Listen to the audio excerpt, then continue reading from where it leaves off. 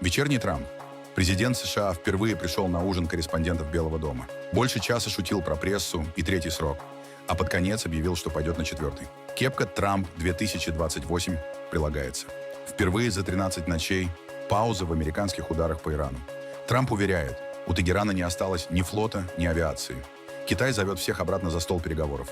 Украинские дроны долетели до Урала. В Екатеринбурге эвакуировали склад Wildberries. Уже 8-й за месяц. В Индии победили тараканы. После молодежных протестов в отставку ушел министр образования. Испания и Франция в огне. Под Мадридом эвакуированы 73 тысячи человек, на юго-западе Франции уже 200 тысяч. А в Колумбии лемуру сироте Диане маму заменяет плюшевый медведь. А теперь об этом подробно и по делу. Это один день. Подпишитесь, поставьте лайк этому видео и оставьте свой комментарий. Заранее спасибо и начинаем.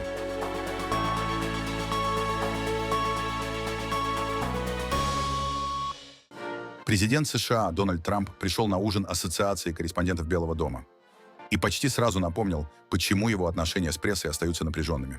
Впервые за 2 президентских срока он лично выступил на ежегодном ужине Ассоциации корреспондентов Белого дома. Мероприятие перенесли с апреля после вооруженного нападения и провели в вашингтонском отеле Уолдорф Астория при усиленной охране. Трамп говорил больше часа. Обещал быть мягче, но быстро перешел к привычным мишеням. Джо Байдену, ведущим американских телеканалов и журналистам, которые критически освещают работу его администрации. Пошутил о третьем сроке и появился в кепке «Трамп 2028». Досталось даже министру здравоохранения Роберту Кеннеди-младшему. Однако многие шутки не сработали. Американские издания отмечают, личные выпады Трампа журналисты встречали молчанием. Особенно неудобный момент наступил во время награждения сотрудников Wall Street Journal. Премию они получили за расследование о непристойном письме, которое Трамп якобы отправил Джеффри Эпштейну. Президент подал журналистам руки, а затем признал. Вечер оказался непростым. Но, как и с моим президентством, второй раз всегда лучше. Всегда лучше. А третий раз будет еще лучше.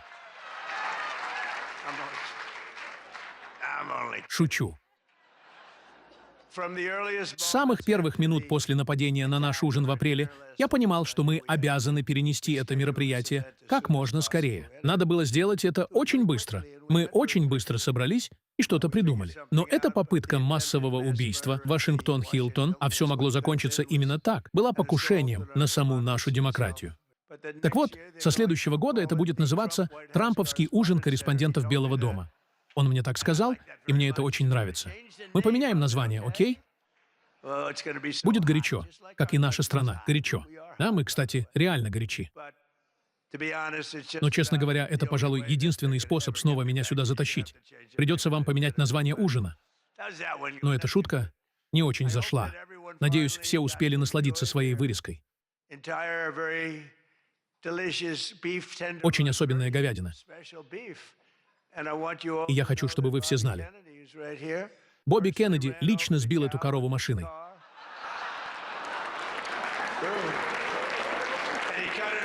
Разделал ее и привез сюда, чтобы вы поужинали. Так что она свежайшая.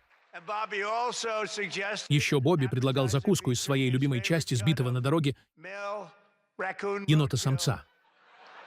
Но тут мы провели черту. Мы сказали, нет, этого мы делать не будем. Не будем. Мы любим Бобби. Скажу вам, он тот еще персонаж. Но сегодняшний вечер, конечно, посвящен лживым СМИ. И вашему умению раздавать премии, писать, производить и разыгрывать выдуманные истории, прямо как на «Оскаре». «Оскар» когда-то был вершиной рейтингов. После Супербоула шел вторым, а теперь он на дне. Никто больше не хочет это смотреть, потому что они взялись за Трампа.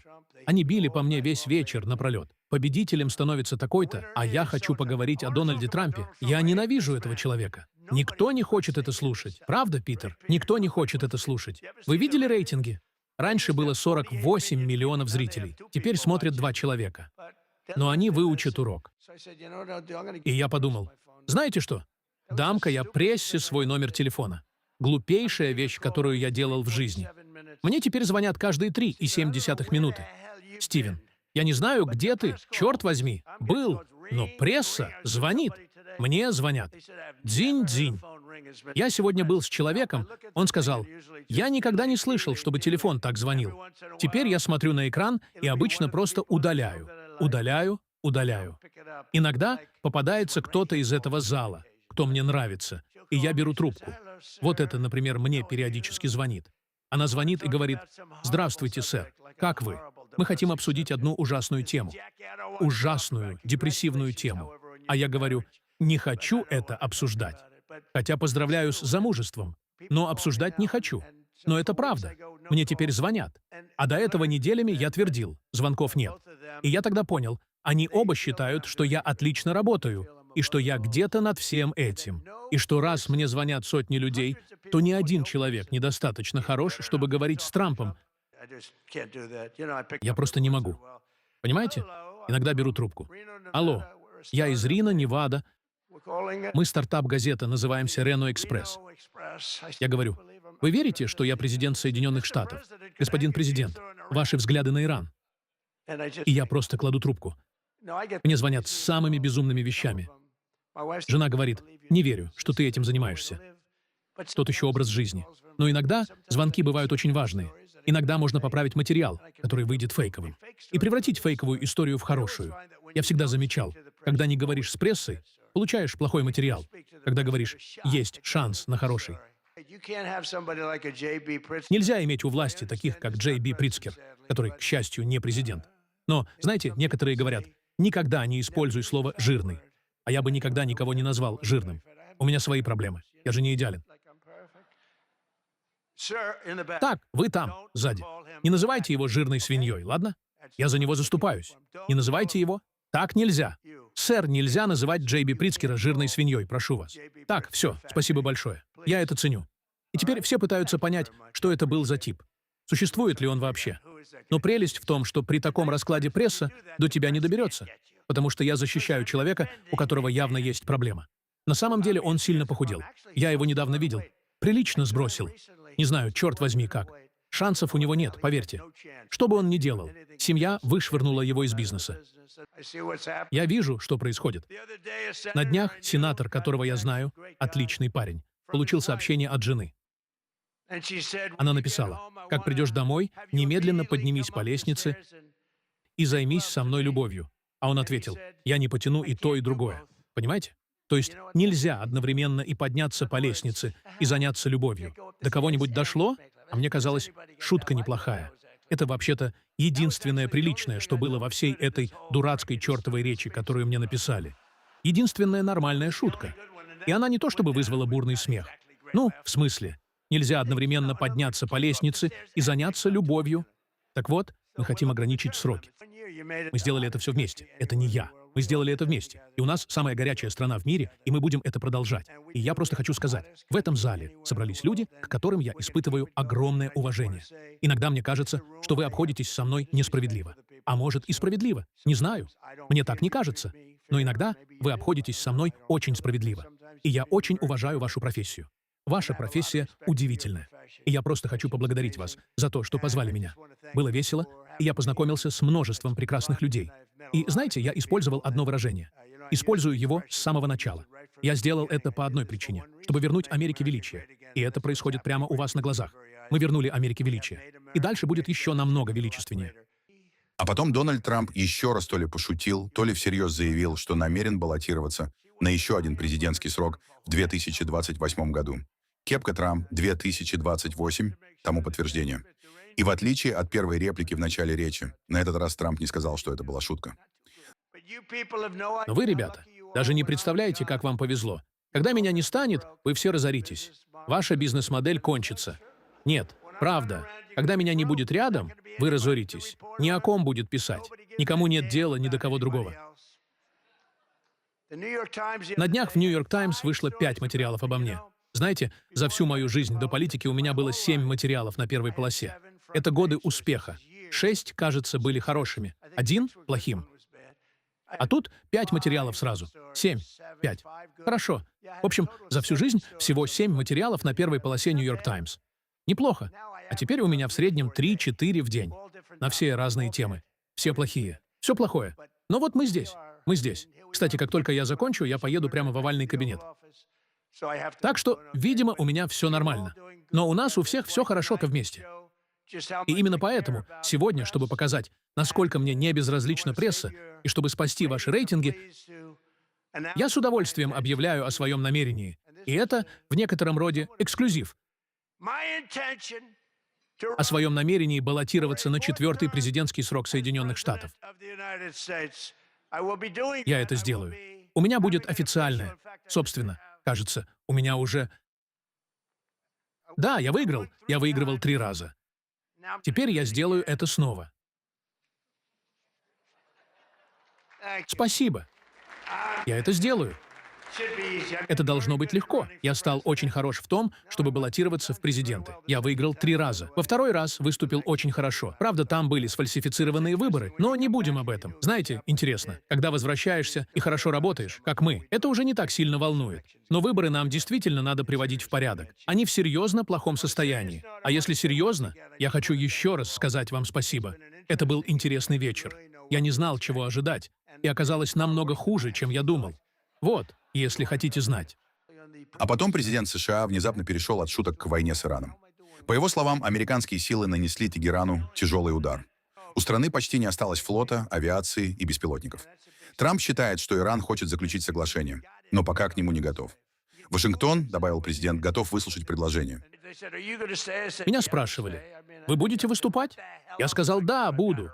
А что мне еще, черт возьми, делать? У меня Иран, у меня то, у меня сё, и все идет исключительно хорошо. Не верьте лживым новостям. Мы как раз перед выходом говорили, мы ударили по Ирану очень сильно. Флота, считай, нет. Авиации нет. 250 самолетов больше не существует. 159 кораблей. Хорошие были корабли. Я даже сказал, какого черта мы их не забрали. Могли бы пригодиться. Но 159 — все на дне морском. Радаров у них нет. Дронов осталось очень мало, чтобы вам не показывали. Время от времени они что-то выставляют, но осталось у них немного. И, кстати, они прямо сейчас с нами разговаривают. Они бы очень хотели сделку. Не думаю, что они готовы. Не думаю, что время пришло. Но я готов слушать. Однако ядерного оружия у них быть не может. Мы не хотим увидеть Вашингтон, или любой наш город, или Израиль, или, честно говоря, Ближний Восток уничтоженным ядерным оружием. Потому что я знаю, что такое мощь ядерного оружия. Я это вижу. Мне это показывают. Мы этого не допустим. Так что суть в одном — мы не позволим им получить ядерное оружие. И они бы его применили. Применили бы. Именно, если бы оно у них было. Раз уж вся пресса собралась в одном месте, должен сказать, у нас потрясающее количество достижений, о которых СМИ никогда не рассказывают. Например, при моей администрации был, наконец, свергнут некогда грозный и могущественный режим, годами безжалостно атаковавший Америку. Прежние руководители сняты, а теперь им управляет гей-диктатор, столкнувшийся с внутренним расколом. По традиции, на ужинах ассоциации корреспондентов Белого дома всегда выступали самые известные комики страны. Но у Трампа с ними личные счеты и буквально война. Президент США добился закрытия вечернего шоу Стивена Кольбера, пытался закрыть шоу Джимми Киммела. И заранее было понятно, что никто из главных юмористов Соединенных Штатов на ужин приглашен не будет. Вместо традиционной ответной прожарки президента гостей развлекали в стиле передвижных цирков и казино Лас-Вегаса, пригласили менталиста, шоумена, якобы читающего мысли. Менталист Ос Перлман попытался прочитать мысли гостей ужина корреспондентов Белого дома. Он угадал, что журналист Fox News Дэвид Спант задумал как место, где хотел бы сейчас оказаться, калифорнийский Биг Сур. Затем Перлман выбрал исполняющего обязанности генерального прокурора США Тодда Бланша и безошибочно назвал сумму наличных в его кармане — $85. Бланшу оставалось лишь показать купюры. После 13 ночей непрерывных американских ударов в Иране впервые наступила пауза. В ночь на субботу новых атак не зафиксировали. Центральное командование США о завершении операции не объявляло. Поэтому речь пока идет не о прекращении огня, а, вероятно, об ожидании решения президента Дональда Трампа. Последняя серия ударов охватила несколько районов Ирана. В Ахвазе очевидцы сняли мощные взрывы. Рейтер подтвердил место съемки, но не смог установить ее дату. Иранский государственный телеканал сообщил о 4 погибших и 5 раненых. Всего с возобновления американских атак 27 июня власти Ирана насчитали 59 погибших и 666 пострадавших. Главное поле противостояния — Ормузский пролив. Американские военные открыли огонь по торговому судну «Лавин», которое, по их версии, 4 пыталось прорвать блокаду иранских портов. После предупреждения американцы обстреляли машинное отделение и лишили суднохода. Почти одновременно судно «Диша» с 30 членами экипажа передало сигнал бедствия у восточного входа в пролив. Экипаж сообщил об атаке неизвестными ракетами и запросил немедленную помощь. Кто именно нанес удар и что произошло с людьми, пока не установлено. Иран ответил новой серией атак на объекты США в регионе. Корпус стражей Исламской революции заявил о поражении американских самолетов на базе Аль-Азрак в Иордании, складов в Кувейте, объектов 5-го флота в Бахрейне и системы Патриот в Эрбиле. Независимых подтверждений уничтожения этих целей и гибели американских военных нет. Иордания и Бахрейн сообщили о перехвате воздушных целей, а возле Эрбиля были сбиты 5 беспилотников. За последние часы война расширилась еще на одно направление. Запущенные хуситами 2 баллистические ракеты и беспилотник перехвачены возле нефтеперерабатывающих заводов Саудовского Янбу. Повреждений не зафиксировано. Саудовская Аравия в ответ нанесла удары по объектам хуситов в Йемене. Китай призвал как можно скорее возобновить переговоры по прекращению войны с Ираном. Министр иностранных дел КНР Ван И встретился в Кыргызстане с главой иранского МИД Аббасом Аракчи на полях заседания министров Шанхайской организации сотрудничества. Пекин предлагает вернуться к выполнению меморандума, согласованного при посредничестве нескольких государств более месяца назад. Ван И заявил, однажды открытая дверь к переговорам не должна закрываться.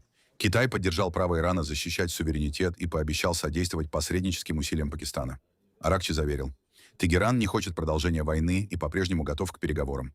Однако от США он потребовал соблюдать прежние обязательства, проявить сдержанность и искать приемлемое для обеих сторон решение. Украина реализовала самую географически широкую кампанию дальнобойных ударов за последние недели. По данным Сил обороны Украины, поражены цели в Кирове, Тюмени, Екатеринбурге и Ростове-на-Дону, а также в акватории Каспийского моря. В Кирове, в 1200 километрах от украинской границы, под удар попало предприятие, поставляющее компоненты для средств поражения, которыми Россия бьет по украинским городам. В Тюмени атакован нефтеперерабатывающий завод, в Ростове-на-Дону склад горюче-смазочных материалов. Самая заметная цель – логистический центр Wildberries в Екатеринбурге, почти в 1800 километрах от Украины. По подсчетам украинских СМИ, это уже 8-й склад маркетплейса за месяц, в Киеве утверждают, что через Wildberries снабжается российская армия. Кремль это отрицает. Компания заявила, что заранее эвакуировала сотрудников. Губернатор Денис Паслер уверяет, что атака отбита, а от обломков выгорела лишь парковка. При этом в Краснодаре склад Wildberries, атакованный в среду, дотушили только на 4-е сутки. Отдельный результат – на Каспии. По данным украинского генштаба, поражены ракетный катер, 2 грузовых судна, задействованных в перевозке военных грузов из Ирана, и объект нефтедобычи. В Индии ушел в отставку министр образования Дхармендра Прадхан. Это первая большая победа молодежного движения тараканов, которое с июня организовывает крупнейшие в стране протесты за последние годы. Демонстранты требовали, чтобы министр ответил за утечки заданий вступительных экзаменов.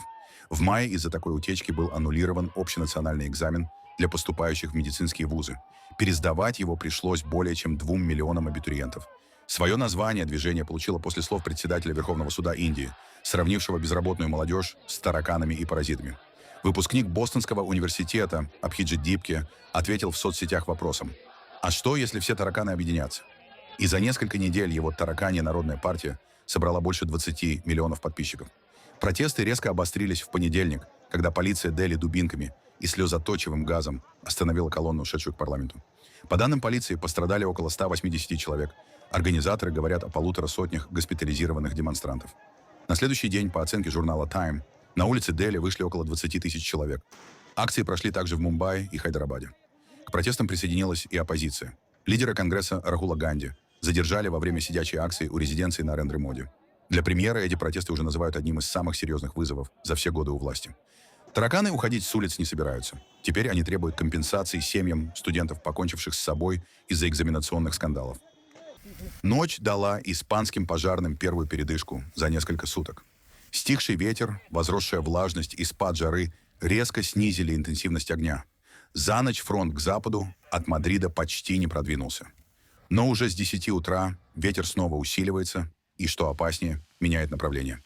Число эвакуированных и запертых в домах жителей мадридского региона и Авилы за сутки выросло с 63 до более чем 73 тысяч человек. Выгорело уже около 20 тысяч гектаров.